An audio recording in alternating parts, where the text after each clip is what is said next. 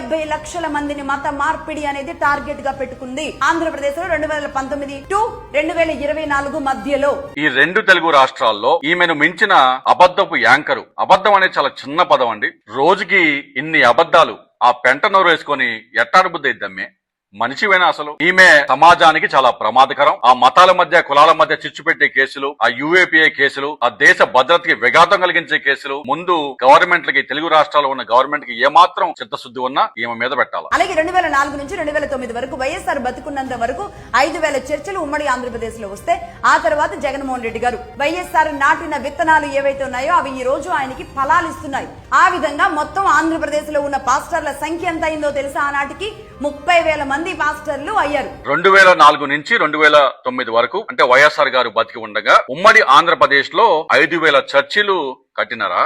సరే, అన్ని చర్చిలు కట్టినప్పుడు వాస్తవంగా కన్వర్జన్స్ పెరిగి క్రిస్టియన్స్ పాపులేషన్ కూడా పెరగాలి కదా వాస్తవంగా. మరి ఇది 2011 సెన్సస్ డేటా. ఒఫీషియల్ సెన్సస్ ప్రకారం ఉమ్మడి ఆంధ్రప్రదేశ్ లో క్రిస్టియన్ పాపులేషన్ 2001లో 18 లక్షలుంటే అది 2011లో 11 లక్షలకి తగ్గింది. దాదాపు 6 లక్షల మంది క్రిస్టియన్ పాపులేషన్ తగ్గారు. మరి 5,000 చర్చిలు నీ బొంద మీద కట్టినారా, లేకపోతే 30,000 మంది పాస్టర్లు నువ్వు పుట్టించినావా? ఎంచి చూడగా మనుషులందు రెండే కులములు, మంచి అనగా మాల అయితే మాల నేనై ఉందనని గురజాడ అప్పారావు గారు అన్నారు. కానీ నీ వీడియోలు చూస్తే కులం మతం ఇదే గోల. నీ వ్యూస్ కోసం, నీ ప్రాపగాండా కోసం, నీ డబ్బు కోసం ఎంత పెంటైనా తింటావా? సరే, నీ దగ్గర వైఎస్ఆర్ గారి హాయంలో 5,000 చర్చిలు పెరిగినట్టు ఒక్క ఆధారమైన ఉందా? అంటే 5,000 చర్చిలు కట్టినట్టు గాని, 5,000 చర్చిలు పెరిగినట్టు గాని ఒక్క ఆధారం చూపించు.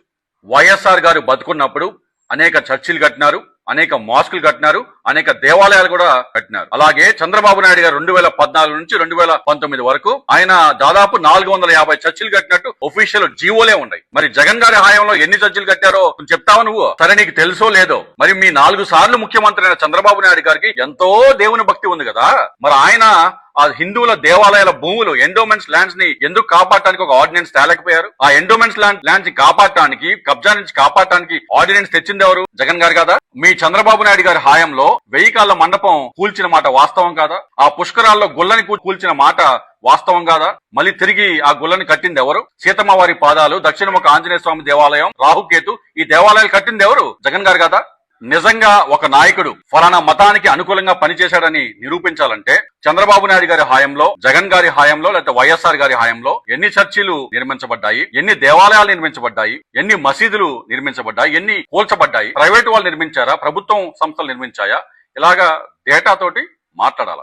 అంతేగాని 5,000 చర్చిలు కట్టారు, 30,000 మంది పాస్టర్లు పెరిగారు అని వాట్సాప్ యూనివర్సిటీ ఫార్వర్డ్ తోటి సోర్ చెప్తావా? అసలు ఈ జెన్జీ యుగంలో ఒక ముఖ్యమంత్రి ఫలానా మతానికి చెందిన వారు కాబట్టి ఆ మతానికే మంచి చేస్తాడు అని నీ ఆలోచన శైలి దాలం. ఒక ముఖ్యమంత్రి అన్నవాడు అన్ని మతాలకు, అన్ని కులాలకు, ప్రతి పౌరుడికి ముఖ్యమంత్రి కాదా? మళ్ళీ చెప్తున్నాను, ఇటు ఆంధ్ర గవర్నమెంట్ గాని, ఇటు తెలంగాణ గవర్నమెంట్ గాని మీరు నిజంగా రాష్ట్రాల్లో ఉన్న అన్ని మతాలను, అన్ని కులాలను నిజంగా మీరు గౌరవిస్తే ఇట్లా మతాల మధ్య, కులాల మధ్య సామరస్యాన్ని చెడగొట్టి చిచ్చు పెట్టే వారి మీద యూఏపీఏ కేసులు వేయాల. ఈ రెండు రాష్ట్రాల్లో ఎంతో మంది లీడర్లు ఉన్నారు, ఎంతో మంది మాకు వైఎస్ఆర్ గారి వల్లే జీవితం వచ్చిందని చెప్పి మైకులు ముందేసుకుని ఉపన్యాసాలు ఇస్తారు. మరి ఈమె ఇంత దారుణంగా అబద్ధం ఆడుతుంటే, ఇంత దారుణంగా వైఎస్ఆర్ గారు కేవలం ఒక మతాన్ని పెంచి పోషించారని చెప్పి సోజ్ చెప్తా ఉంటే ఒక్కడు నోరు మెదపరే?